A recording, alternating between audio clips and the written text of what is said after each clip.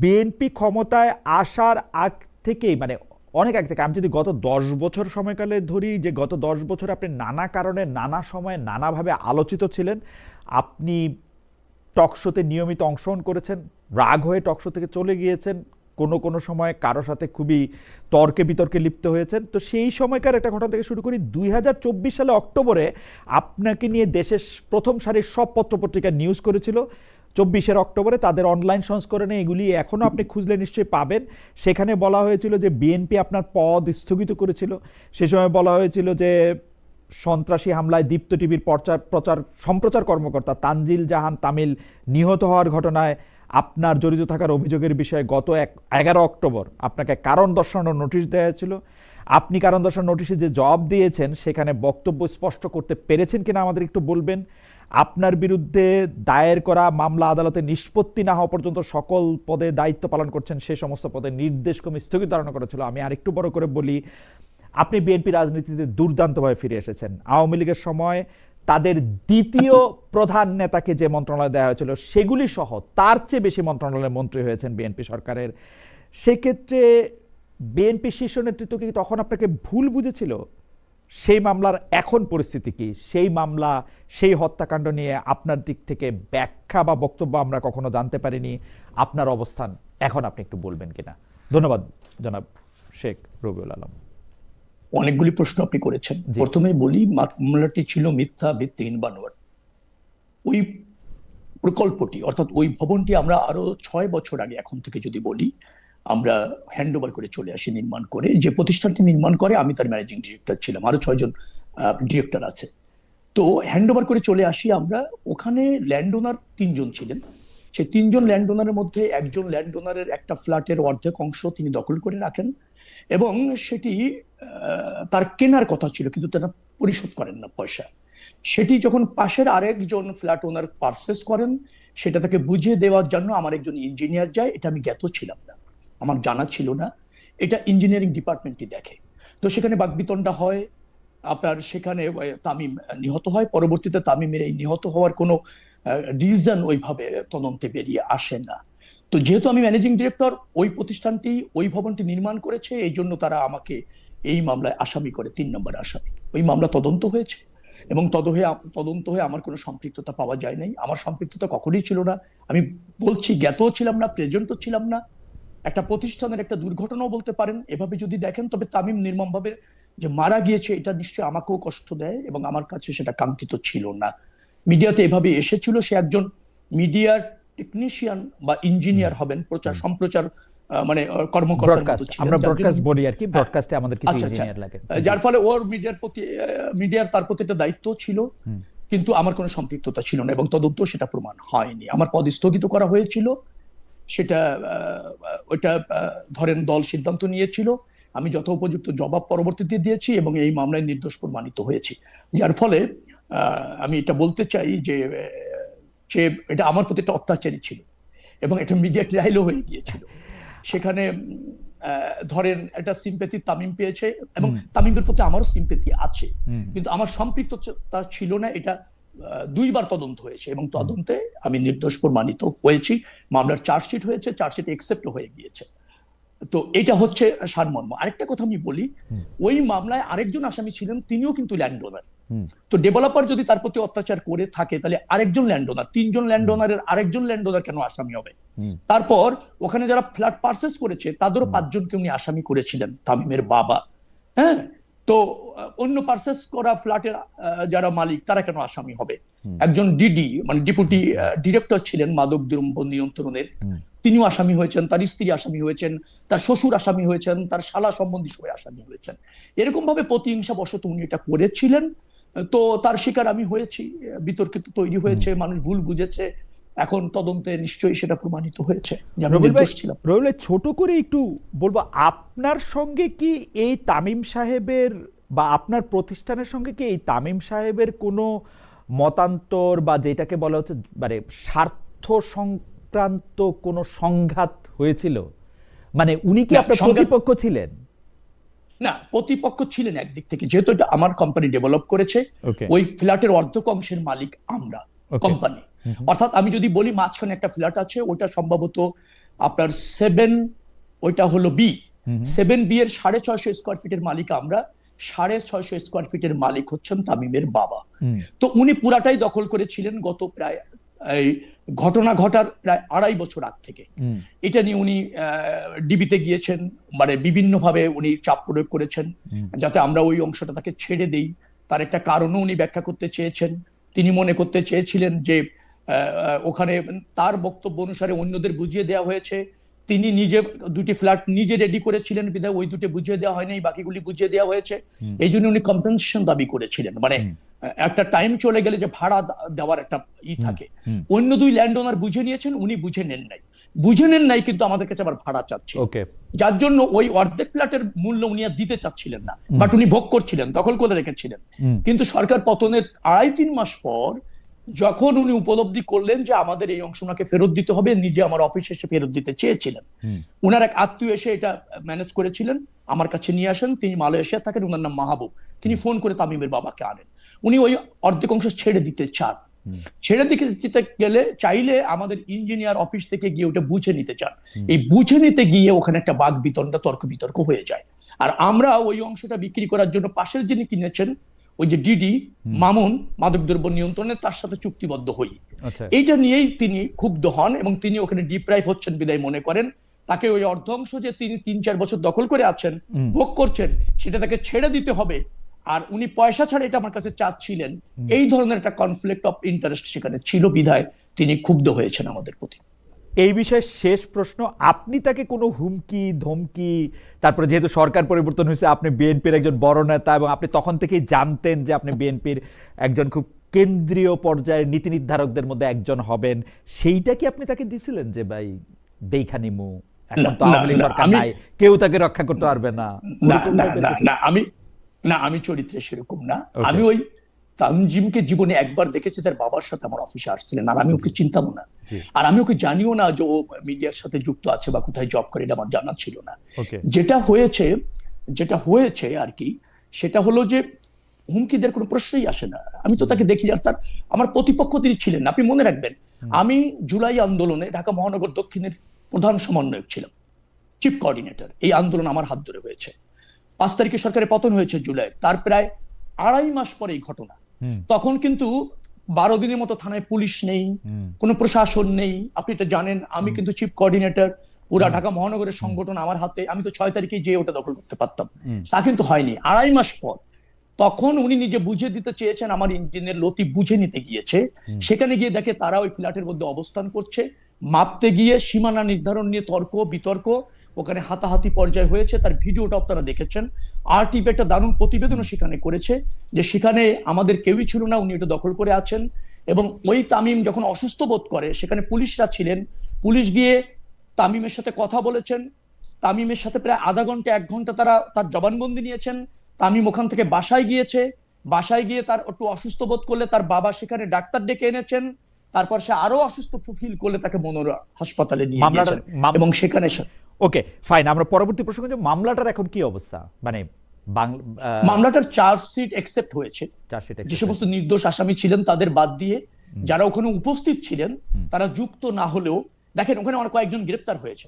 তারও কার কাছে ধারালো অস্ত্র ছিল না, একটা লাঠিও ছিল না, আগ্নেয়াস্ত্র ছিল না। সেখানে ভিডিওতে দেখা গিয়েছে হাতাহাতি হচ্ছে, ধাক্কাধাক্কি হচ্ছে, এই পর্যায়ে। তো মামলার চার্জশিট অ্যাকসেপ্ট হয়েছে, এখন ওটা ট্রায়ালে চলে যাবে। নির্দোষ যারা, তাদেরকে বাদ দেওয়া হয়েছে। যারা উপস্থিত ওখানে ছিলেন তাদের বিরুদ্ধে তার বাবার, তামিমের বাবার অভিযোগটা একটু শোনেন। তিনি বলছেন ডিডি মামুন তার ছেলেকে গলা চেপে ধরেছে, ইঞ্জিনিয়ার লতিফ তার ছেলেকে 2-3টা লাথি মারছে ক্রমাগত ভাবে, এই হলো তার অভিযোগ।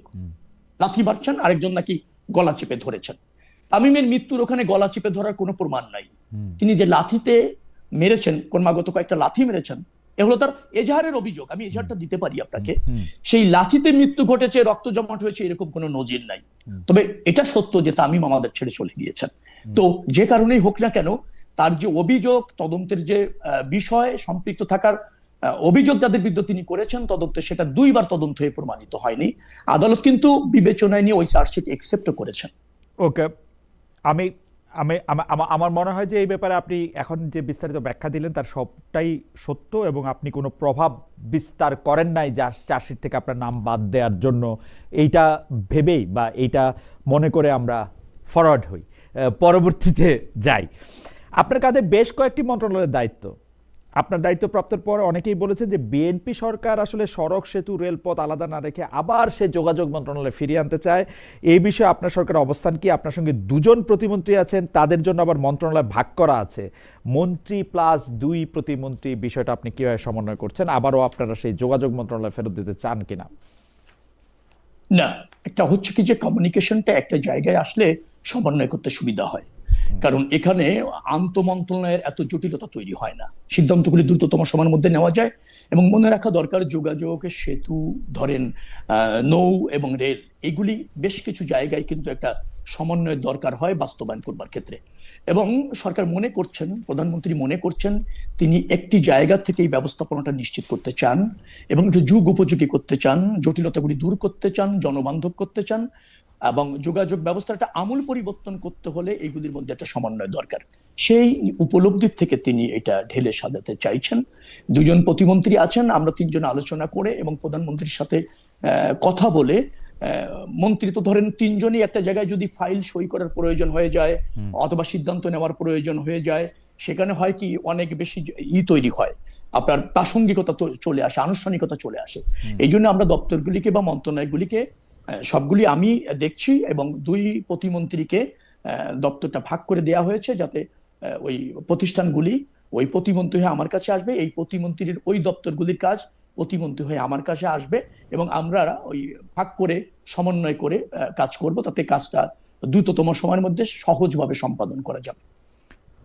মঙ্গলবার আপনার একটি বক্তব্য খুব আলোচিত হয়েছে, যেখানে আপনি বলেছেন যে ঈদে পরিবহনে 1 টাকাও বেশি ভাড়া নেওয়া হচ্ছে না, বরং নির্ধারিত ভাড়ার থেকে 20 থেকে 30 টাকা কম নেওয়া হচ্ছে।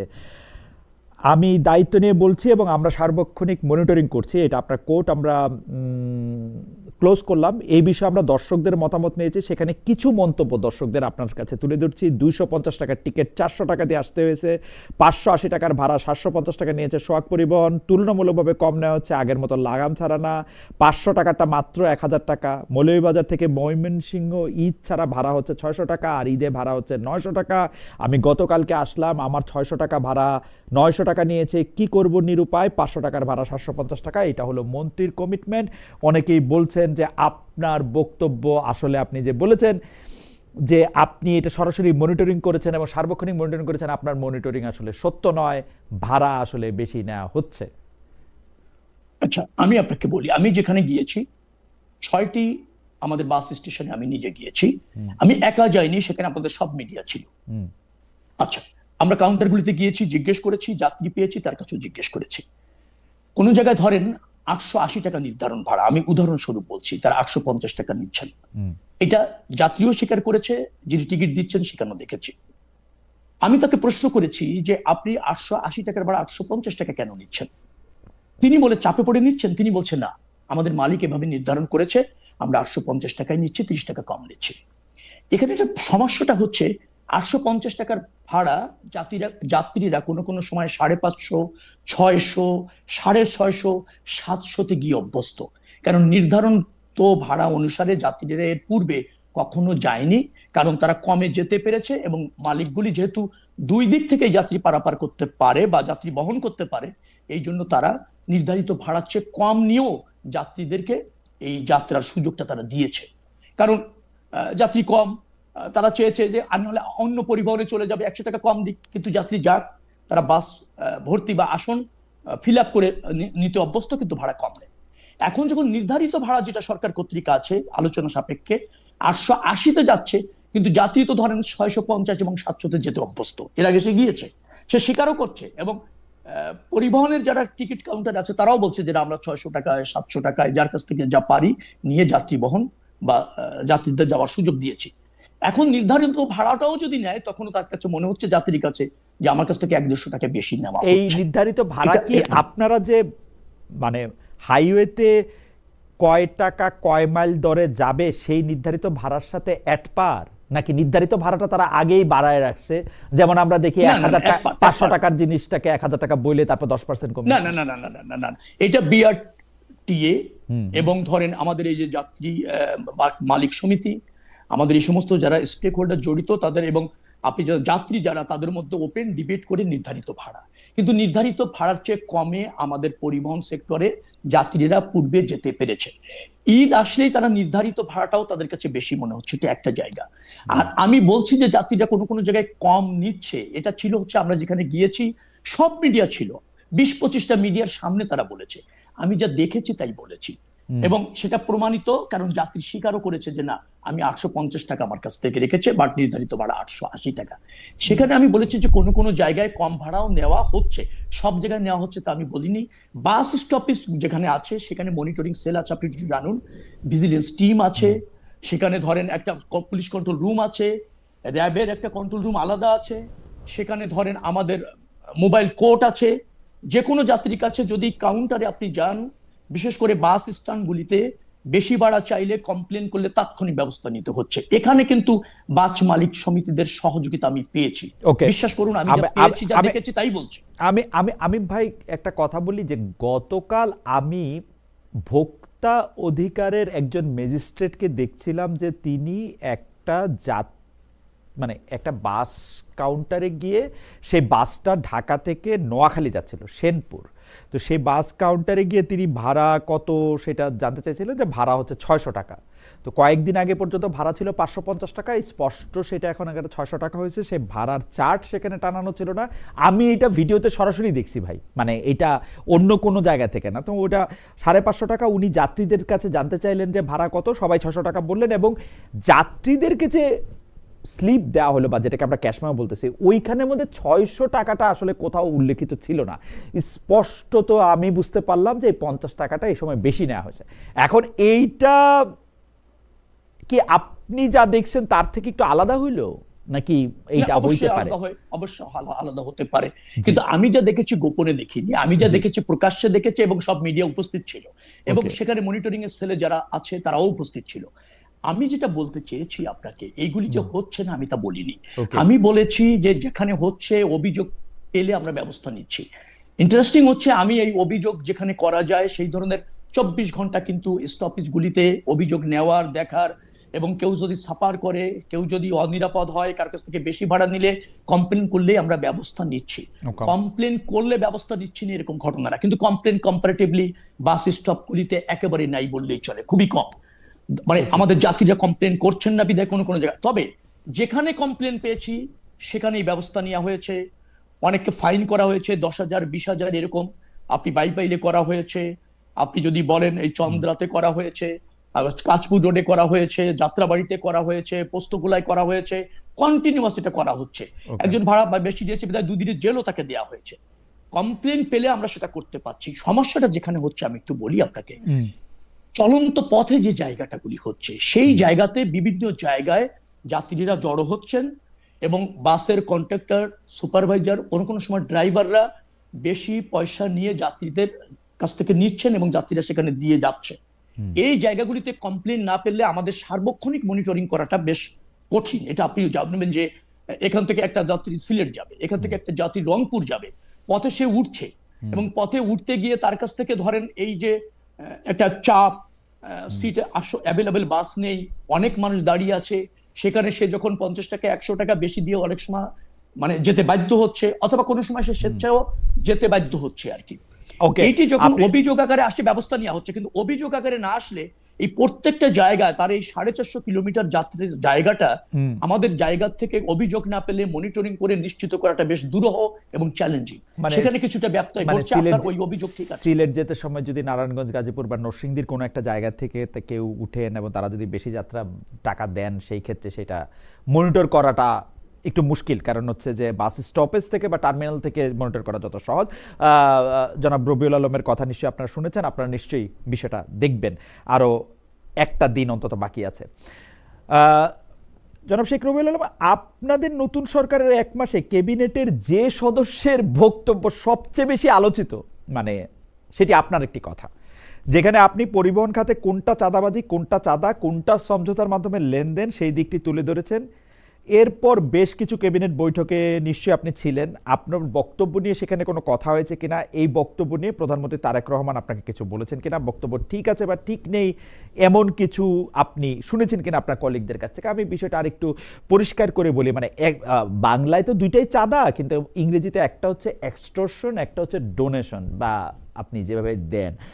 তো এক্সটর্শন এবং ডোনেশনের মধ্যে মানে আমি ইচ্ছা করে কোনো একটা মসজিদে দিলাম, স্কুলে দিলাম, সেই চাঁদা, আর আপনাকে যেটা জোর করে নেওয়া হচ্ছে সেই চাঁদা, বা কোনো একটা অ্যাসোসিয়েশন, যে অ্যাসোসিয়েশন আমার দরকার আছে বা আমাকে জিজ্ঞেস করে যেটা নিতেছে না সেটা যে চাঁদা, সেই ব্যাপারে তো কোনো সন্দেহ থাকার কথা না। আপনি নতুন করে ব্যাপারটাকে সংজ্ঞায়ন করে, মানে যেই সময় আপনি দায়িত্ব নিলেন, দায়িত্ব নেওয়ার পরপরই এটা কতটা জরুরি ছিল, বা আপনি কি বোঝাতে চেয়েছেন আসলে? আর আগের প্রশ্ন তো থাকলোই, ক্যাবিনেটে এটা আলোচনা হয়েছে কিনা, আপনার কলিগরা কিছু বলছে কিনা, তারেক সাহেব আপনাকে কিছু বললেন কিনা?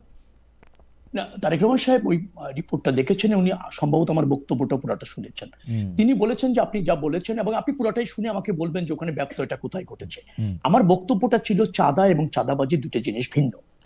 আমরা পরিবহন ক্ষেত্রে সবকিছুকে চাঁদাবাজি মনে করি, কিন্তু আমার কাছে মনে হয়েছে যে মালিকদের যে রেজিস্ট্রেশন করা সমিতি আছে এবং শ্রমিকদের কল্যাণের জন্য কিছু রেজিস্ট্রেশন করা সমিতি আছে, তারা একটা নির্ধারিত হারে চাঁদা কালেক্ট করে তাদের প্রয়োজনে তারা ব্যয় করে, এবং সেই কতটা স্বচ্ছতার সাথে ব্যয় করে আমি সেই বক্তব্যে বলেছিলাম সেখানে প্রশ্ন আছে। কিন্তু তারা এটা সমঝোতা মানে আমি বুঝিয়েছি তারা এটা নির্ধারিত করে সম্মতিতে নির্ধারণ করেছেন এবং সেটা তারা পে করেন। এটা হলো চাঁদা। সেই চাঁদাটা ধরেন আমাদের, আপনি যদি প্রেস ক্লাবের সদস্য হন, আপনি নিশ্চয়ই বার্ষিক চাঁদা দেন। আমি রিয়েল এস্টেট ব্যবসার সাথে জড়িত, আমি ধরেন বছরে রিহাবের চাঁদা দিই। আমি পার্টিত নির্বাহী কমিটির সদস্য হলে একটা ছোট্ট অ্যামাউন্ট বছরে চাঁদা দিতে হয়, সেটা দিচ্ছি। আমি 3টি মসজিদ কমিটির সাথে জড়িত, আমি কিন্তু চাঁদা দিচ্ছি। আপনি যেটা বলছেন ডোনেশন এক জিনিস, আবার এই যে নির্ধারিত চাঁদা দেওয়া এটাও কিন্তু আরেকটা প্র্যাকটিস, এবং এটা আছে আমাদের জায়গায়। চাঁদাবাজি আমি ওটাকে বলতে চাচ্ছি যে যেটা আপনি দিতে চান না, দেওয়া উচিত না, কিন্তু কেউ আপনাকে চাপ প্রয়োগ করে নিচ্ছে, বাধ্য করছে, এবং দিতেই আপনি হচ্ছে আপনাকে, সেটা হলো চাঁদাবাজি। এই চাঁদা আর চাঁদাবাজির আমি পার্থক্য বোঝাতে চেয়েছি। আমি দুটোকে এক করতে চাইনি, এবং আমি বলিনি যে চাঁদাবাজি নাই। আমি বলেছি চাঁদাবাজি আছে, এবং আমার ওই মন্ত্রণালয়ে কোনো সুযোগ নেই। আমরা এটা যেভাবে হোক দমন করব, নিয়ন্ত্রণ করব। যত্রতত্র চাঁদাবাজি পরিবহন খাতে চলবে না, এটা আমার সরকারের অঙ্গীকার, আমারও অঙ্গীকার। তো সেটাকে বলা হয়েছে যে আমি চাঁদাবাজি আর সমঝোতাটাকে বলেছি যেটা চাঁদাবাজি না, এটা সমঝোতা। না, আমি চাঁদাকে বলেছি যে নির্ধারণ করা হয় আলোচনা সাপেক্ষে। রবিউল ভাই, আপনি যোগাযোগের একজন ছাত্র, শুধু যোগাযোগের ছাত্র না, আপনি একজন খুব ভালো কমিউনিকেটরও বটে। তো আপনি সিমেন্টিক্সের ব্যাপারগুলি জানেন, যে সিমেন্টিক্যাল মানেগুলি কিরকম ভাবে হয়। আপনি চাঁদা ও চাঁদাবাজির পার্থক্যটা আপনি আমাদের সবাইকে বুঝাইতে চাইলেন কেন? মানে আপনার মধ্যে কি এই ডাউট ছিল যে আমরা চাঁদা আর চাঁদাবাজির পার্থক্য বুঝি না? না না, বোঝেন, বুঝে যে অনেকে না, সেটা আমাকে যেভাবে বিতর্কিত করা হয়েছে তাতে স্পষ্ট অনেকে না, কিন্তু আপনি যখন এটা বলবেন তখন তো অনেকের এটা মনে হবে যে কোনো কারণে মাননীয় মন্ত্রী কি চাঁদাকে বা চাঁদাবাজিকে হালাল করতে চাইতেছেন কিনা, বা সফেন করতে চাচ্ছেন কিনা, এটা তো মনেই হবে। না, এরকম এরকম মনে হতে পারে, কিন্তু ঘটনা তো তার জন্য আপনি সঠিক জিনিস যেটা মন্ত্রণালয় থেকে দেখছেন সেটা যে বলবেন না, এভাবে তো আত্মসমর্পণ করাটাও ঠিক হবে না। আমি আপনাকে আরো একটা কথা এখানে বলতে চাই, জি, সেটা হচ্ছে যে চাঁদাবাজি এই সেক্টরে নাই, আমি কিন্তু ওই বক্তব্যে তা বলিনি।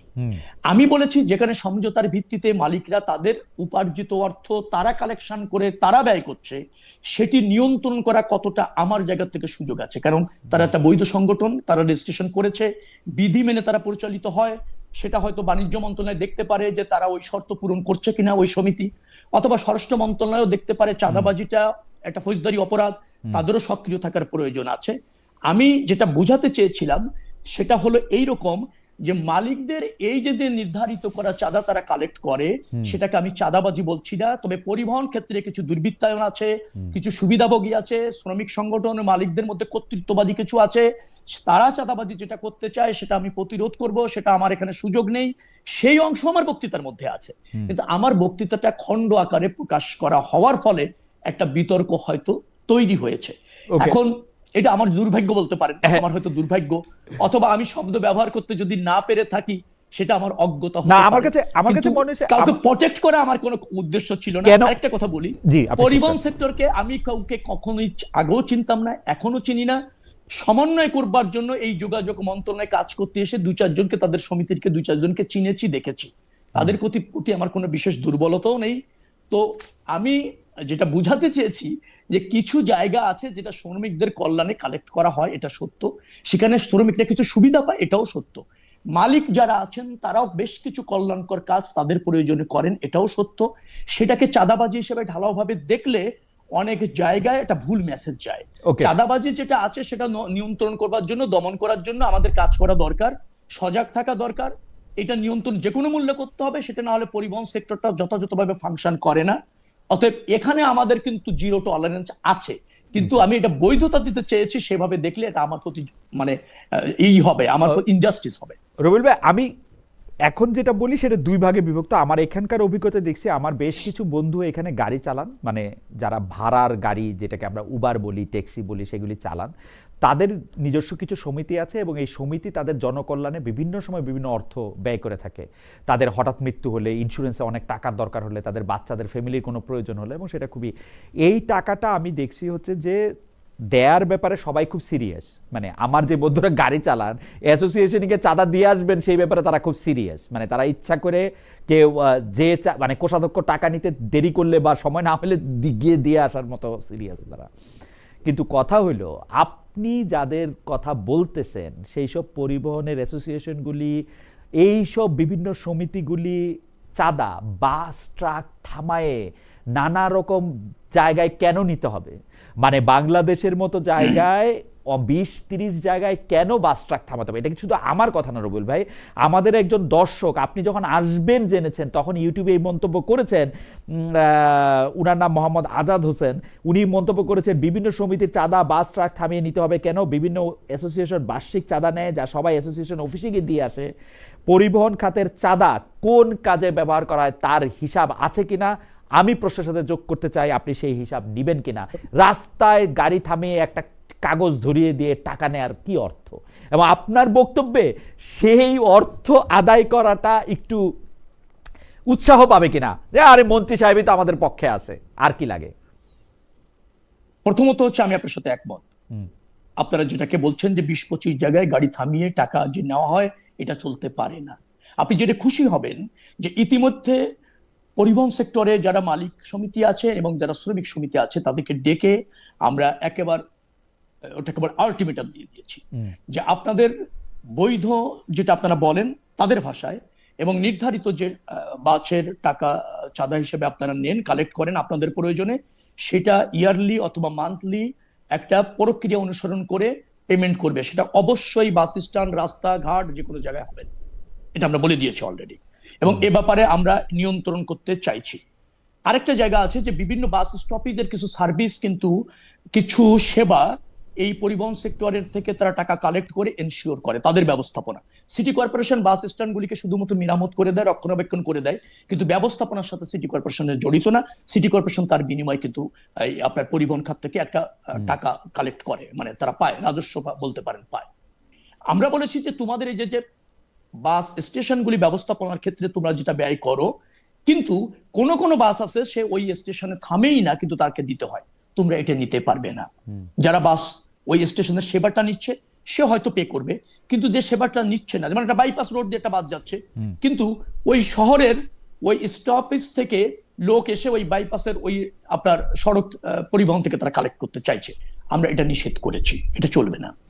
আর বৈধ হলেও যেটা তারা নির্ধারণ করেছে সেটাও তারা ঘাটে ঘাটে 20টা স্টপেজে আর কালেক্ট করতে পারবে না।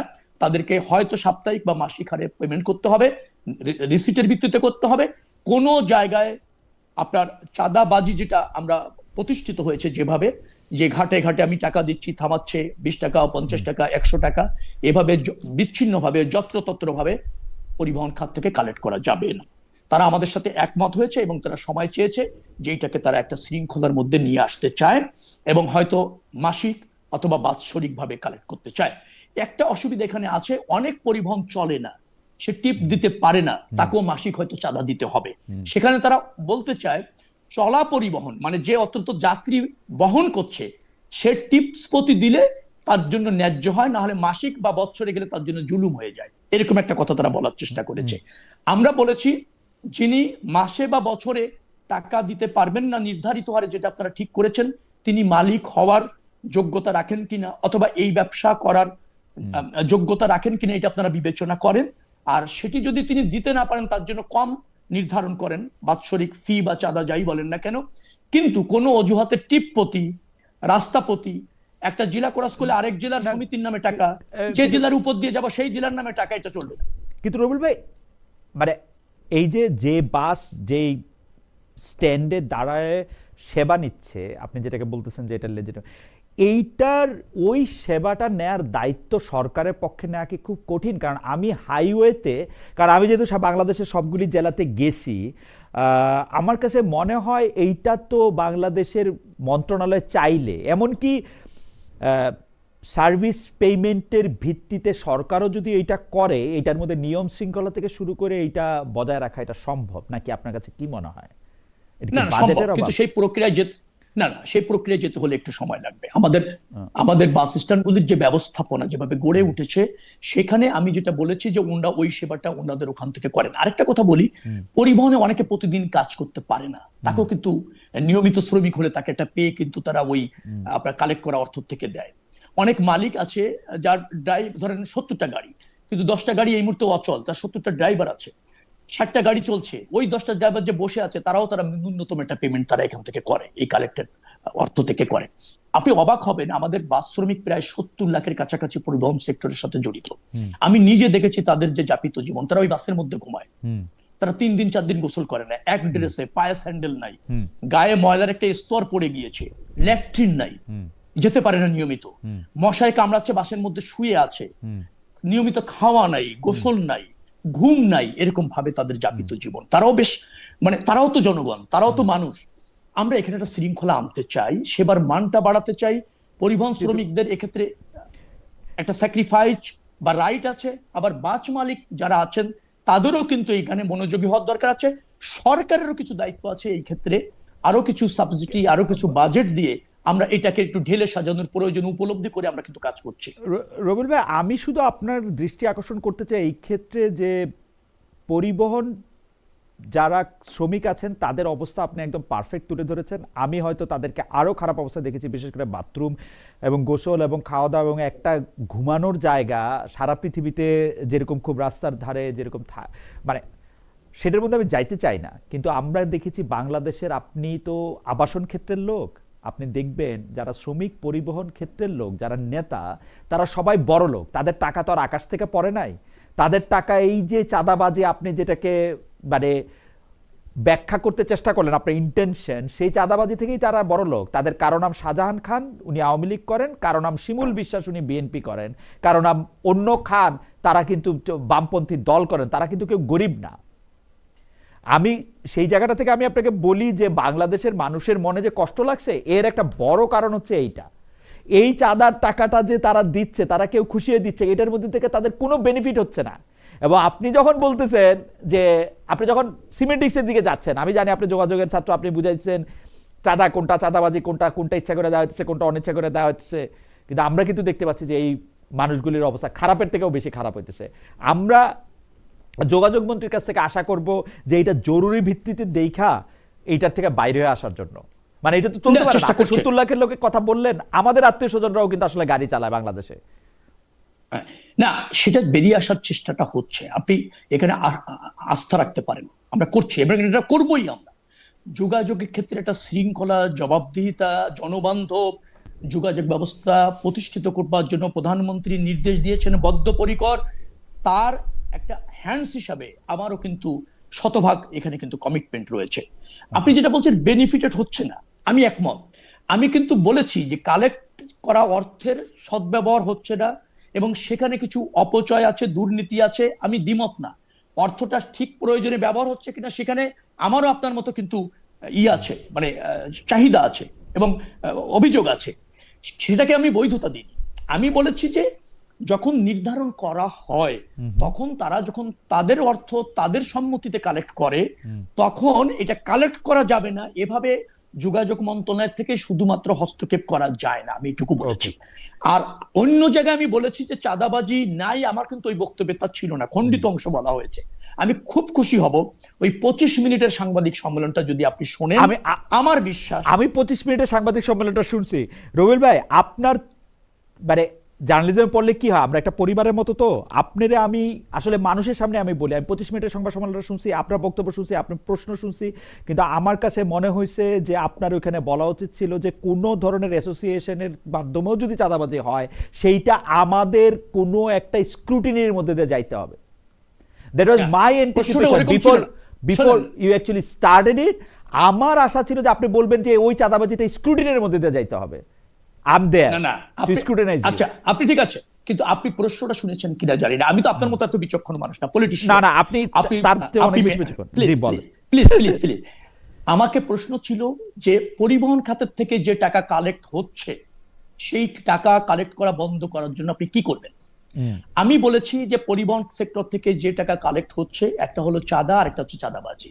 চাঁদাটাকে আমি ব্যাখ্যা করেছি এভাবে, আর চাঁদাবাজিটাকে আমি ব্যাখ্যা করেছি এভাবে, এবং আমি এও বলেছি চাঁদাবাজি চলবে না, কিন্তু সবটাকে যেভাবে চাঁদাবাজি দেখা হচ্ছে সবটা চাঁদাবাজি না, কিছু আছে টাকা এভাবে তারা সম্মতিতে কালেক্ট করছেন, আমি ওটাকে চাঁদাবাজি বলতে চাচ্ছি না, তবে ওখানে স্বচ্ছতা প্রতিষ্ঠা করার প্রয়োজন আছে, সেটা আমি কিন্তু ওই বক্তব্যে বলেছি। এখন ধরেন আমি যদি বলতাম যে কিভাবে হচ্ছে সবকিছু দেখবো, আমি দুটি জিনিসকে আরো বেশি জনগণকে কনসার্ন করার জন্য বলে দুটিতেই শুদ্ধতার প্রয়োজন আছে সেটা ব্যাখ্যা করতে চেয়েছি। এখন সেটা হয়তো ভুল ব্যাখ্যা হতে পারে, একটা শব্দ বাদ হতে পারে, বা সমঝোতা কথাটা বলেছি, সমঝোতাটা কথাটাকে ওরা মনে করেছেন ওই ক্ষেত্রে বলেছে, কিন্তু আমি বলেছি সমঝোতা মানে নির্ধারণ করার ক্ষেত্রে মালিকরা সমঝোতা করেছে, যে 10 জন মালিক, 100 জন মালিক, 1 লাখ মালিক, তাদের সমিতি আলোচনা করে ঠিক করেছে যে চাঁদা হবে ধরেন 10 টাকা। ওই যে একমত হয়েছে ওটাকে আমি সমঝোতা বোঝাতে চেয়েছি। ওকে, কিন্তু আমি শুধু আপনাকে এতক্ষণ আলোচনায় বুঝাতে চেয়েছিলাম যে মানে যাই থাকুক না কেন আপনার কর্ম দিয়ে কিন্তু আমরা আসলে আপনাকে দেখব যে আপনি কতখানি সফল হইলেন। আমরা নিশ্চয়ই, আপনি যদি আমাদের সময় দেন, আমরা 2 মাস 3 মাস 6 মাস পরে আপনার সাথে আবার কথা বলতেই থাকবো। আমরা দেখব বাংলাদেশের মধ্যে থেকে আপনি আসলে কতটুক কি করতে পারলেন, কারণ মুখের কথার থেকে আমি মনে করি যে মুখের কথা থেকে দৃষ্টান্ত অনেক ভালো। আমরা আসলে দৃষ্টান্তে কি দেখতে পাচ্ছি সেইটা আমাদের অনেক বেশি চাওয়া থাকবে আর কি। যাই হোক, আমি পরবর্তী প্রসঙ্গে যাওয়ার আগে আমাদের একজন দর্শক, ওনার নাম রফিক মমিন, উনি বলছেন যে খালেদ সাহেব, আপনি বেশিরভাগ সময় সালাউদ্দিন আহমেদ সাহেবের বিষয়ে নানান কথা বলেন, উনার ব্যাপারে নিজে নিজে কথা না বলে উনাকে আপনার প্রোগ্রামে ইন্টারভিউ দেন। প্রথম কথা হচ্ছে সালাউদ্দিন সাহেব না, আমি আসলে বাংলাদেশে যারা সরকার আছে তাদের সবার ক্ষেত্রেই নানান ধরনের কথা বলতে চাই। এই মুহূর্তে সালাউদ্দিন সাহেব সম্পর্কে কি বললাম আমি জানি না, তবে সালাউদ্দিন সাহেব যদি আমাদের অনুষ্ঠানে আসেন, কথা বলেন, তাহলে আমরা খুবই খুশিও হব। আশাটা তার উপর নির্ভর করে, আমার উপরে না। আমি একটু জনাব শেখ রবিউল আলম আপনার কাছ থেকে জানতে চাইবো যে আওয়ামী লীগের 15 বছরে 3টা বড় বিষয় নিয়ে অনেকে সামনে আনেন, মানে আপনার মন্ত্রণালয়ে ঘনিষ্ঠ 3টা বিষয় নিয়ে আসে। একটা হচ্ছে পদ্মা সেতু, একটা হচ্ছে মেট্রো রেল, একটা হচ্ছে কর্ণফুলী টানেল।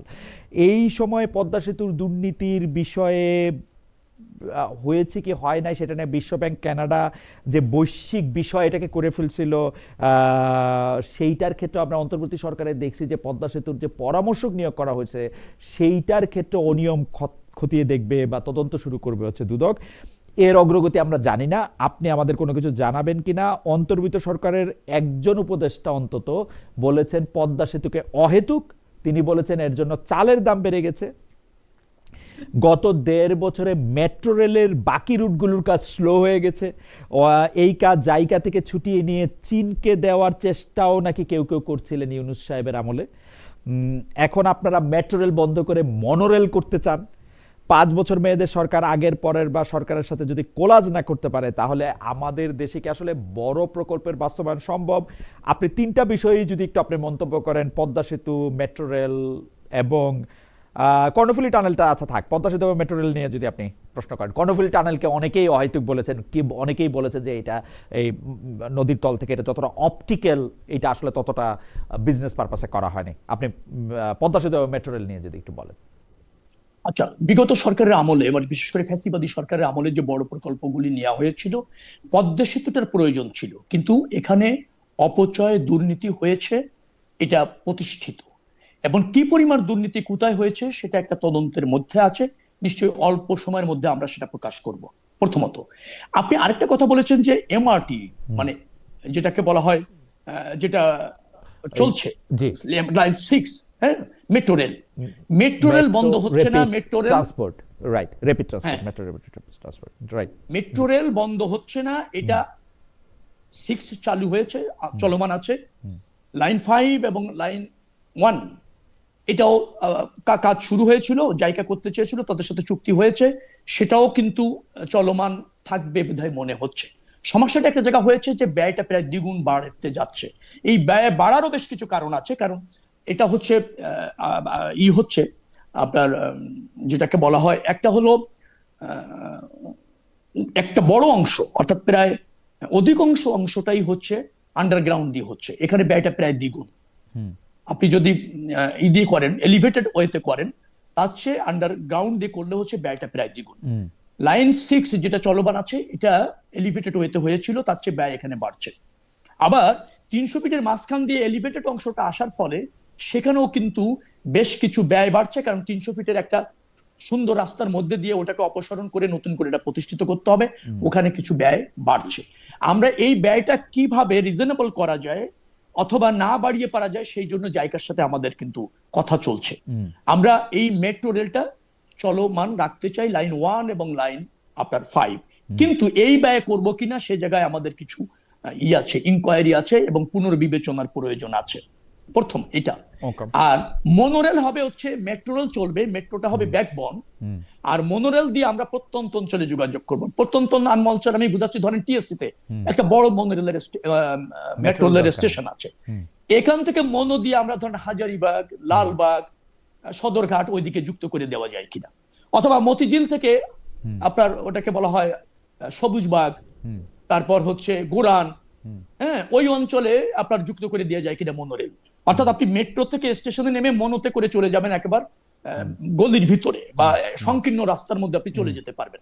যদিও প্যাসেঞ্জার কম ক্যারি করা যাবে, কিন্তু যাত্রাটা 2 স্টপেজের মধ্যে আপনি বাসার থেকে একেবারে চলে আসতে পারবেন মূল জায়গাতে, শহরের মূল জায়গাতে চলে আসতে পারবেন। অর্থাৎ মনো হচ্ছে মানে বাংলাদেশের ঢাকা যেহেতু খুবই, আপনারও মানে ঢাকা আমার আপনার দুজনের সেই অর্থে বলতেছে যে ঢাকায় কি আপনারা ফিজিবিলিটি স্টাডি করেছেন যে মনোরেল করলে কতজনকে ডিসলোকেটেড করতে হবে বা কি কি করতে হবে, এটা আদৌ ফিজিবিলিটি স্টাডি চলছে। তো আমরা মনোরেলটা আপনার ঢাকার যে ব্যবস্থাপনা, সেখানে খুব জনবান্ধব হবে, যাত্রা বান্ধব হবে, সহজ করতে পারলে, রাইট, করতে পারলে ব্যয় কম, অল্প সময় করা যায়, অল্প জায়গা দিয়ে করা যায় এবং ব্যয়ও বেশ সাশ্রয়ী, এটা করা যাবে। আর মেট্রোর সাথে মনো না থাকলে আমরা মেট্রোর সুফলটা খুব ভালোভাবে পাচ্ছি না। আমাদের ঢাকাতে যে প্রবলেম, মানে যানবাহনের বৈচিত্র্যতা অনেক বেশি। ধরেন পেট্রোল চালিত রিক্সা, ব্যাটারি চালিত রিক্সা, আপনার ভ্যান, পিক আপ, ঠেলা গাড়িতে মানুষও চলছে, ঘোড়ার গাড়িতেও মানুষ চলছে। তারপর ধরেন লেগুনা আছে, তারপর ওটাকে কি বলবো, টেম্পু আছে কাছাকাছি, তারপর বাস তো আছেই কয়েকটা শিফট। আমরা এটা 2-3টার মধ্যে নিয়ে আসতে চাই, বাস আর পাবলিক পরিবহনের মধ্যে বাসকে গুরুত্ব দিতে চাই, মনো মেট্রো দিয়ে যোগাযোগটা রাখতে চাই। আমি এটা মাঝখানে একটা কথা বলে, যদি না নেন, সেইটা হচ্ছে কি, আমার না এক ধরনের দেজাভু হইতেছে। দেজাভুটা কি, প্রত্যেকটা যোগাযোগ মন্ত্রীকে, পরে আইসা সেতু মন্ত্রীকে বা সড়ক মন্ত্রীকে আমি এই কথা বলতে শুনতেছি গত 30 বছর ধরে। বাট এইটা আমরা প্র্যাকটিক্যালি, আমরা বাংলাদেশের নাগরিকরা কোনোদিন এই যে রাস্তায় যে বৈচিত্র্যময় বাহন একে তুলে দিব, আমরা বেশি পাবলিক ট্রান্সপোর্ট করব, এইটার আমরা কিন্তু বড় সুফল দেখি না। আপনি কি কনফিডেন্ট যে এইটা আপনি আসলে করতে পারবেন, আপনার সরকার এটা করবে, নাকি এটা শুধু আমাদেরকে বুঝ দেওয়ার জন্য আপনি একটা কথা বলতেছেন আর কি? না, মনোর কথা এর আগে কোনো সরকারি না, মনোর কথা বলে না, মেট্রোর কথা যেমন আওয়ামী লীগ ছাড়া কেউ বলে নাই, মেট্রোর কথা যেমন আওয়ামী লীগ ছাড়া কেউ বলে নাই। আওয়ামী লীগ তো 17 বছরের ক্ষমতায় আপনার ছিল, তো মেট্রো তো নিশ্চয়ই এর মধ্যেই আসছে এবং তার একটা লাইন করতে সক্ষম হয়েছে। আমাদের আপনার মেট্রোতে আছে কয়টা লাইন আমি আপনাকে বলে দিই। লাইন 1 আছে, লাইন 5 আছে, তার নর্থ এবং সাউথ দুটিই আছে। নর্থ হচ্ছে জায়কার সাথেও আমরা চুক্তি করেছি, সাউথে আমরা সম্ভবত এডিবি দিকে যাচ্ছি আর কি, হ্যাঁ ওখানে সাউথে আমরা যাচ্ছি। আবার লাইন কিন্তু 2 আছে, 4 আছে। তো এগুলি ফিজিবিলিটি টেস্ট চলছে। মেট্রোর প্রয়োজন রয়েছে, এটা অস্বীকার করা যাবে না। সবচেয়ে বেশি প্রয়োজন হচ্ছে বাস যোগাযোগ ব্যবস্থাপনা শৃঙ্খলা, মান উন্নয়ন এবং যেটাকে বলা হয় একটু ঢেলে সাজানোর প্রয়োজন। রুটগুলি চিহ্নিত করে একটি রুটেই একটি কোম্পানিকে দিয়ে যদি চালানো যায় এবং নির্দিষ্ট স্থানে যদি বাস থামানো যায় অথবা নির্দিষ্ট জায়গা থেকে যদি বা যাত্রী তোলা যায় এবং একটা রুটে যে প্রতিযোগিতা হয়ে যায়, অনেকগুলি মালিক একটা রুটে বাস চালাচ্ছেন, তাদের মধ্যে প্রতিযোগিতা হচ্ছে কে কার আগে যাবে, যে কোনো জায়গা থেকে যাত্রী তোলা, এই জায়গাটাতে একটা শৃঙ্খলা যদি আমরা আনতে পারি আর ফুটপাথটাকে আরো ওয়াইড করে যদি আমি মানুষের হাঁটার যোগ্য করতে পারি, ডেফিনেটলি একটা শৃঙ্খলা আসবে। ব্যাটারি চালিত রিক্সা নিয়ন্ত্রণ করা দরকার, সব জায়গায় অবাধে চলাচলের সুযোগ না থাকা প্রয়োজন, বিশেষ করে প্রধান সড়কগুলিতে, প্রধান আপনার কমার্শিয়াল এরিয়াগুলিতে যেটা আছে সেখানে একেবারে এটা বন্ধ করার প্রয়োজন রয়েছে। তবে তাদেরকে আবার কিভাবে প্রতিষ্ঠিত করা যায়, পুনর্বাসন করা যায়, সেখানে কিভাবে একটা শৃঙ্খলা আনা যায়, যে কোনো লোক যে কোনো অবস্থাতে পারবে কিনা, তার একটা রেজিস্ট্রেশন থাকতে পারে, এই জায়গাগুলিতে একটা শৃঙ্খলা আনার প্রয়োজন আমরা মনে করছি। এবং সেই লক্ষ্যে কিন্তু মনে রাখবেন প্রধানমন্ত্রী ভেরি মাচ কনসার্ন এবং তিনি বারবার নির্দেশনা দিচ্ছেন। আমরা নারীদের জন্য বাস ইতিমধ্যে আপনার 10টি বাস চলছে, সেখানে আমি নারী ড্রাইভার, নারী সুপারভাইজার, নারী হেল্পার এবং নারী যাত্রী, এবং সেখানে করতে গিয়ে যেটা হয়েছে বিআরটিসিতে মাত্র 26 জন নারী আপনার ড্রাইভার আছে, 2 জন মাত্র বাস চালাতে জানেন আর 24 জন হালকা ভেহিকেল চালাতে জানেন।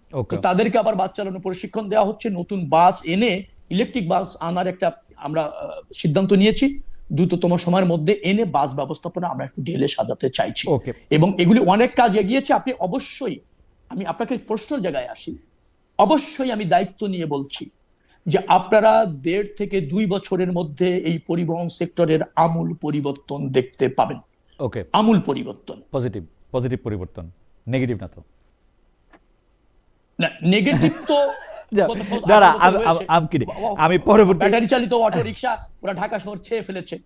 আচ্ছা, এটাও তো এখন নিয়ন্ত্রণ করতে কঠিন হচ্ছে। আমি ওই প্রশ্নের ওই বাকি অংশটুকু আপনাকে স্মরণ করে দিই। 1 যুগের বেশি সময় আগে পদ্মা সেতু প্রকল্পে পরামর্শক নিয়োগ প্রক্রিয়া অনিয়মের যে অভিযোগ ছিল তার নতুন করে তদন্ত করছিল দুর্নীতি দমন কমিশন। দুদক চেয়ারম্যান সাবেক চেয়ারম্যান মোহাম্মদ আব্দুল মোমেন এ তথ্য জানিয়ে বলেছিলেন যে পদ্মা সেতু প্রকল্পে অনিয়মের যথেষ্ট প্রমাণ থাকা সত্ত্বেও গায়ের জোরেই মামলাটি থেকে অভিযুক্ত ব্যক্তিদের অব্যাহতি দেওয়া হয়েছিল। আমরা কিন্তু এখন দেখলাম যে দুদকের সেই চেয়ারম্যানকে বদলে দেওয়া হয়েছে বিএনপি আসার পরপরই।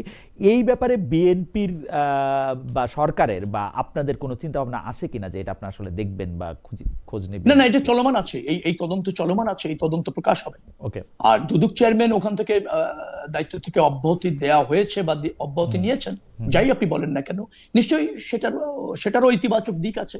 দুদককে আমরা নতুন করে ঢেলে সাজাতে চাই। কিছু বিতর্ক তো ওনাকে নিয়ে তৈরি হয়েছিল বিধায় আমার জানা সংবাদপত্রে বিভিন্ন ভাবে। তো আপনি ইতিবাচক ভাবে দেখা শুরু করেন, আমার মনে হয় যে দৃষ্টিটা বেশি নেতিবাচকের দিকে। আমার দৃষ্টি পুরোপুরি ইতিবাচক, কিন্তু সেই ইতিবাচক চোখের উপর আপনারা শিরিষ কাগজ দিয়ে ঘষে দিয়েন না, পুরোপুরি ইতিবাচক। মানে ঘটনা হইতেছে যে পারসেপশন ইজ রিয়েলিটি। আমি Sheikh Rabiul Alam being communication minister, সেতু মিনিস্টার, নৌপরিবহন মিনিস্টার, উনি যদি তার শব্দ চয়নের ক্ষেত্রে এমন কোনো বার্তা দেন যে বার্তাটা অনেক দুষ্ট লোক দুষ্টভাবে করতে পারে, তখন আরেকজন মানুষের প্রশ্ন আসতেও পারে যে সেই দুষ্ট চক্রের মধ্যে আসলে শেখ রবিউল আলম আছেন কিনা।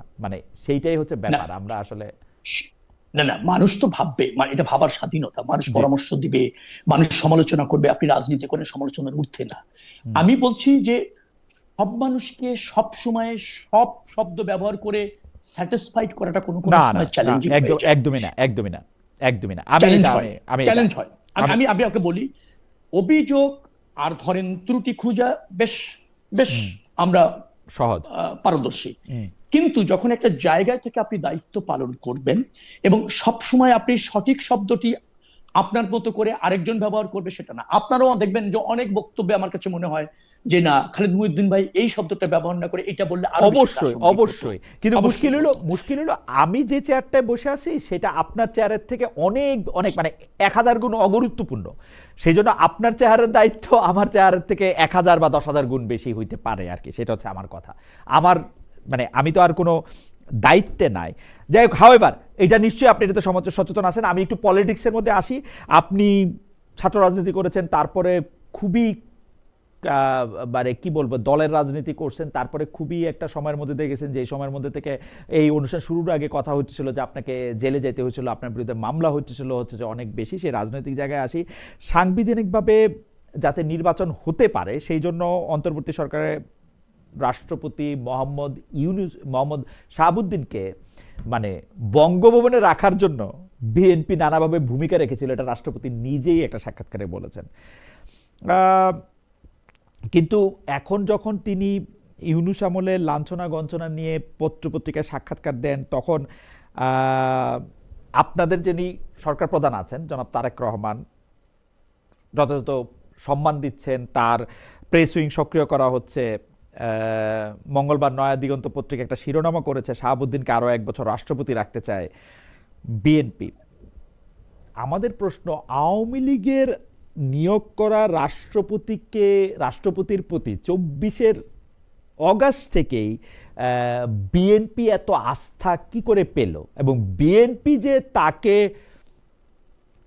রাখার ব্যাপারে, ক্ষমতায় রাখার ব্যাপারে শুধু সাহায্য করছে তাই না, বিএনপি তাকে এক ধরনের সেন্টারও করছিল।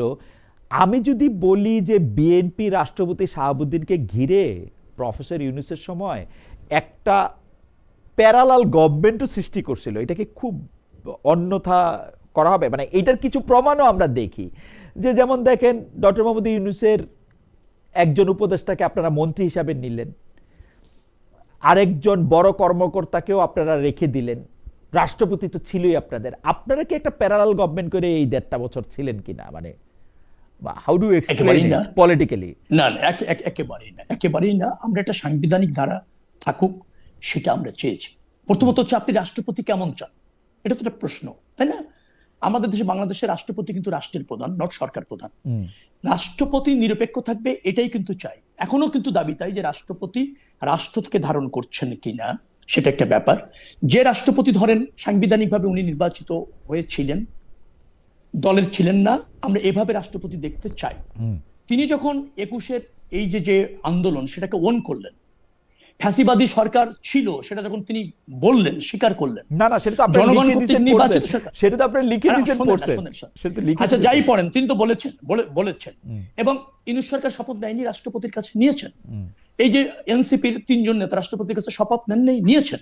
কারণ কি? কারণটা হচ্ছে আমরা যে অন্তর্বর্তীকালীন সরকারটা চাচ্ছিলাম বা শপথ নিচ্ছিল, সেটা সাংবিধানিক একটা ধারাবাহিকতার মধ্যে দিয়ে থাকুক মিনিমাম, সেটা সবাই চাওয়াচ্ছিল। যার ফলে রাষ্ট্রপতি তাদেরকে শপথ নিয়েছেন, রাষ্ট্রপতি অন্তর্বর্তীকালীন সরকার গঠনে সহযোগিতা করেছেন, অন্তর্বর্তীকালীন সরকারের সাথে তিনি কাজ করেছেন, অন্তর্বর্তীকালীন সরকারের যে লক্ষ্য ছিল সেটা বাস্তবায়নে তিনি সজাগ থেকেছেন, সক্রিয় থেকেছেন।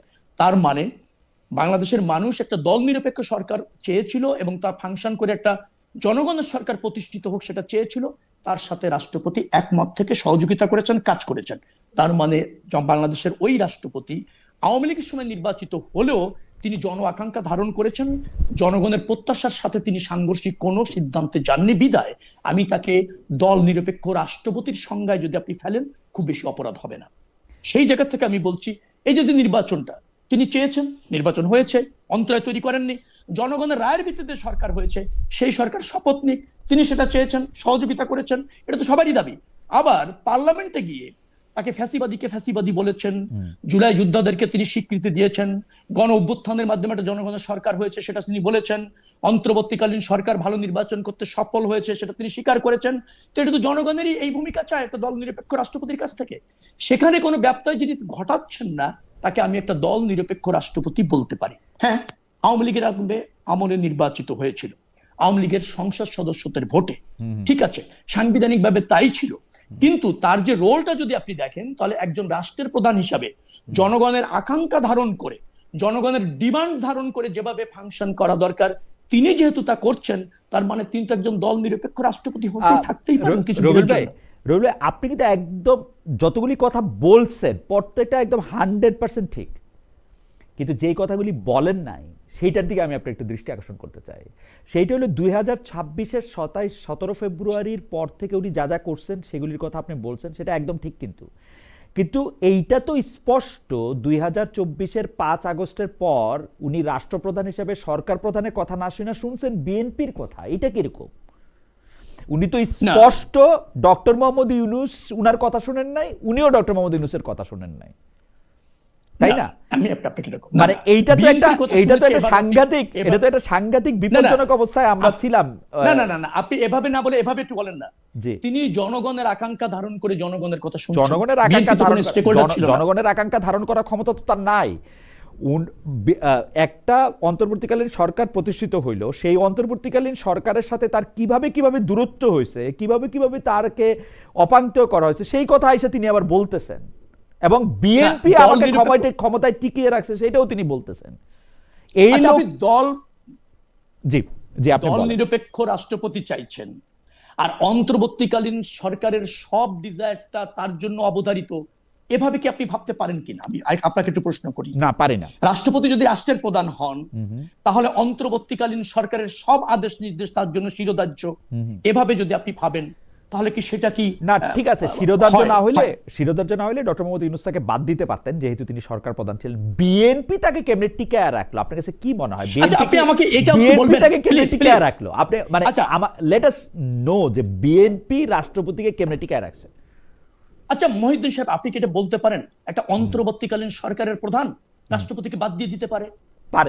আপনি এটা বলতে পারেন? কিসের ভিত্তিতে পারে? আপনি যেই ভিত্তিতে সংবিধানে না থাকা সত্ত্বেও একটা তত্ত্বাবধায়ক সরকার বা অন্তর্বর্তীকালীন সরকার বা উপদেষ্টা শপথ নিল, সেই একই ভিত্তিতে পারতো। ওনারা 106-তে যাইতো। প্লিজ আমি একটু বলি। আপনি আইনের ছাত্র, আমি জানলে ছাত্র। জি বলেন। আমি আপনাকে বলি, একটা অন্তর্বর্তীকালীন সরকারের মূল ফ্লেভারটাই ছিল সে একটা দল নিরপেক্ষ অবস্থান নিয়ে একটা গ্রহণযোগ্য নির্বাচন করবে, কিছু প্রয়োজনীয় সংস্কার দরকার সেটা সে করবে, এবং সেক্ষেত্রে তার রাষ্ট্রপতির সহায়তা লাগবে, বিশেষ করে অর্ডিন্যান্স গুলি জারি করতে অথবা বিশেষ সাংবিধানিক আদেশ জারি করতে। রাষ্ট্রপতি সেখানে সহযোগিতা করেছেন। ইউনূস সাহেবের কিন্তু একটিও অর্ডিন্যান্স নাই যেটা রাষ্ট্রপতি মহোদয় ফেরত দিয়ে দিয়েছেন, সেরকম কিন্তু নাই। এখন অন্তর্বর্তীকালীন সরকার কিছু বিচার করবেন, সংস্কার করবেন, নির্বাচন করবেন, এটা অন্তর্বর্তীকালীন সরকারের কমিটমেন্ট ছিল, তার বারবার বলেছেন। সেখানে রাষ্ট্রপতি সহায়ক হিসেবে কাজ করেছেন। আমরা প্রধান উপদেষ্টার সাথে তার এই তিনটি কাজ করার ক্ষেত্রে কোনো বিরোধ, অন্তরায় এবং রাষ্ট্রপতির ডিজায়ার চূড়ান্ত তিনি অন্তর্বর্তী সরকারকে বাধ্য করছেন এরকম দেখিনি। আমরা পক্ষান্তরে এরকমও দেখেছি যে অন্তর্বর্তীকালীন সরকার তার মতো করে, যেটা তার ম্যান্ডেট না, যেটা তার এখতিয়ার না, সেভাবেও কাজ করার চেষ্টা করেছেন।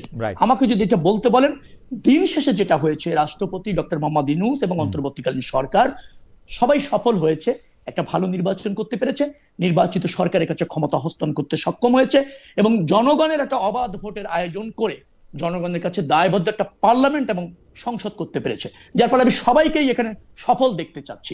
আমি এখানে বিরোধ দেখতে চাচ্ছি না, প্রতিহিংসা দেখতে চাচ্ছি না, এবং ইগোয়েস্টিক কোনো দ্বন্দ্ব দেখতে চাচ্ছি না। Absolutely fine. রুল, আমি এইটা নিয়ে আর বেশি কথা বলবো না। আমার যদি কখনো সুযোগ হয় তাহলে আমি জনাব সালাউদ্দিন আহমেদকে বা আমাদের বর্তমান আইনমন্ত্রীকে বা আমাদের বর্তমান প্রধানমন্ত্রীকে আমি এটা জানতে চেষ্টা করব, যে আবারও আমি প্রশ্নটা করি যে উনি কিন্তু স্পষ্ট বলছেন যে এমন অনেক সময় ছিল যে তারা আসলে আমাকে পদ থেকে, আমি যাতে পদে না থাকতে পারি সেই ব্যবস্থা করতেছিল, সেই সময় বিএনপি আমাকে অনেক সমর্থন করছে। বিএনপি তাকে সাহায্যটা কিভাবে করলো এইটা আমি বুঝতে চেষ্টা করতেছি। না, বিএনপি যেটা করেছে, আমার যেটা ধারণা হচ্ছে যে বিএনপি জন আকাঙ্ক্ষা ধারণ করে প্রেসার করছে যে শাহাবুদ্দিন সাহেবকে রাষ্ট্রপতি রাখতে হবে। না, বিষয়টা এরকম না। আমার কাছে যেটা মনে হয়েছে যে বিএনপি একটা বড় রাজনৈতিক দল, জনপ্রিয় রাজনৈতিক দল, দায়বদ্ধ রাজনৈতিক দল জনগণের কাছে। তারা চেয়েছে সাংবিধানিক যে প্রক্রিয়াটা আছে, সেই সাংবিধানিক প্রক্রিয়ার মধ্যে থেকে যেহেতু আমরা জনগণের লক্ষ্যে পৌঁছাতে পারছি, সেখানে কোনো বিচ্যুতি ব্যত্যয় ঘটিয়ে নতুন করে কোনো সংকট যাতে তৈরি না হয়, যাতে অরাজনৈতিক শক্তি বা আধিপত্যবাদী শক্তি এখানে একটা কর্তৃত্ব নতুন করে প্রতিষ্ঠিত করতে না পারে, সেই সুযোগ যাতে সৃষ্টি না হয়, সেই জন্য ন্যায্যতার পক্ষে বিএনপি অবস্থান নিয়েছে। বিএনপির অবস্থান নেওয়াটাই হচ্ছে জনগণের আকাঙ্ক্ষার বাস্তবায়ন। আচ্ছা ঠিক আছে, এই সিরিজের শেষ প্রশ্ন রবিউল ভাই, আপনাকে এটা জানা আছে যে প্রথম যখন 5 আগস্টের পরে সরকার গঠন করা হয়েছিল, তখন কি আসলে বিএনপিকে প্রস্তাব করা হয়েছিল যে বিএনপি আইসা সে সরকারে মানে যোগ দিক বা বিএনপির সহ একটা জাতীয় সরকার হোক?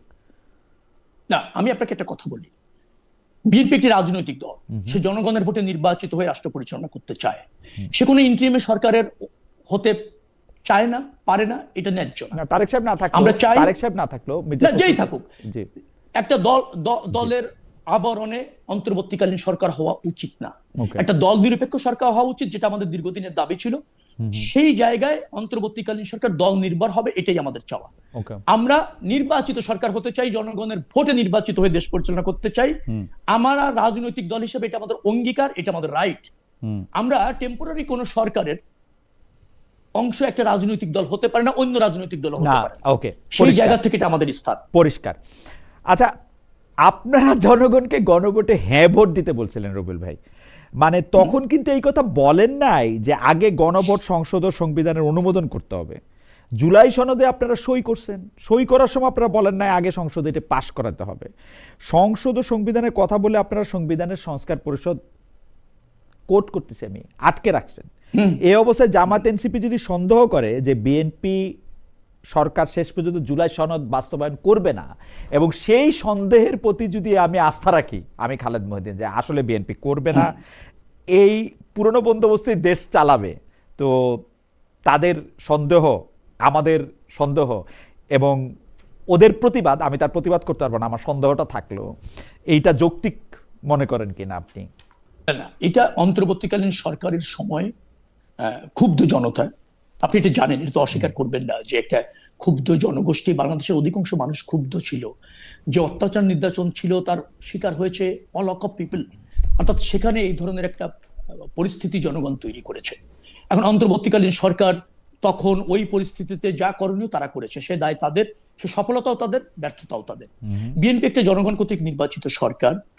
আমি অপরাধ যেগুলি ঘটেছে, রাষ্ট্রে যে নৈরাজ্য ঘটেছে, যে দমন হয়েছে, যে গণহত্যা হয়েছে, যে গণতন্ত্র হত্যা হয়েছে, যে মানবাধিকার বিরোধী অপরাধ হয়েছে, ডেফিনেটলি তার বিচার হওয়া উচিত বলে আমি মনে করি।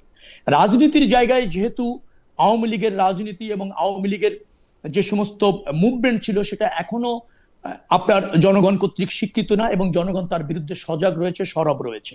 জনগণ যেখানে সজাগ এবং সরব থাকে, নির্বাচিত দল হিসেবে সেটাকে ধারণ করা কিন্তু বিএনপির একটা দায়িত্ব। ডেফিনেটলি আগামীতে বাংলাদেশের রাজনীতির গতি প্রকৃতি এবং বাংলাদেশের এই অপরাধগুলি, চিহ্নিত অপরাধগুলি এবং অপরাধগুলি যারা করেছে তাদের বিচার যেটা চলমান আছে, সেটা কিভাবে প্রতিষ্ঠিত হবে সে বিষয়ে বিএনপি নিশ্চয়ই সজাগ আছে, সক্রিয় আছে।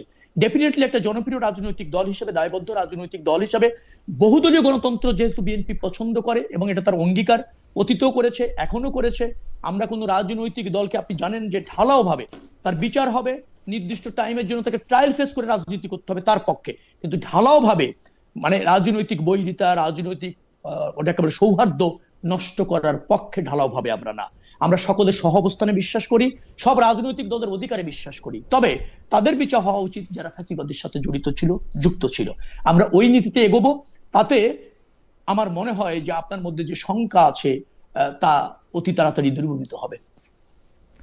জনাব শেখ রবিউল আলম, আপনি আমাদের এই সময়ে এসে অনেক সময় দিয়েছেন, কারণ আপনাকে আসলে এখন বাংলাদেশের বহু লোক কমিউট করছেন, ঢাকা থেকে বেরিয়ে যাচ্ছেন অনেক লোক, ঢাকায় আসছেনও অল্প কিছু লোক, সারা দেশেই বিভিন্ন জায়গায় কমিউট করছেন। এর মধ্যে আপনার কাছে যেহেতু সড়ক, সেতু, রেলপথ, নৌ পরিবহন, আপনার নিশ্চয় অনেক দায়িত্ব রয়েছে। আমরা আশা করব যে এই আজ বাদে কাল, মানে বাংলাদেশের সময় তো হচ্ছে হয়তো শনিবার দিন ঈদ আসবে, সেই সময়ে এই ঈদের আগে কারো মুখের হাসি মুছে না যাক, সবাই সময় মতো তার গন্তব্যে পৌঁছাক, এবং আপনার মনিটরিংয়ে সবাই কোনো ধরনের অত্যাচার বা কোনো ধরনের আমি কি বলবো অপরাধের শিকার না হোক। জনাব শেখ রবিউল আলম, আপনি আমার অনেক অনেক অনেক অনেক ধন্যবাদ জানবেন। আমাদের দর্শকরা অনেকে আমাদের সঙ্গে ছিলেন, আপনাকে আপনার কাজের কথা বলেছেন, কেউ কেউ সমালোচনা করেছেন, কেউ কেউ নিন্দা করেছেন, কেউ কেউ আবার প্রশংসা করেছেন। আপনাকে আমাদের পক্ষ থেকে সবাইকে মানে অনেক ধন্যবাদ। ধন্যবাদ আপনাকেও, আর সবাইকে ঈদ মোবারক। সবাইকে ঈদ মোবারক। আপনাদের সঙ্গে আমাদের ঈদের পরে আবার দেখা হবে, সেই পর্যন্ত সবাই ভালো থাকবেন, খুব খুশি খুশি হয়ে ঈদ উদযাপন করবেন, এই আশা করে আমরা আজকে শেষ করছি। Thank you so much.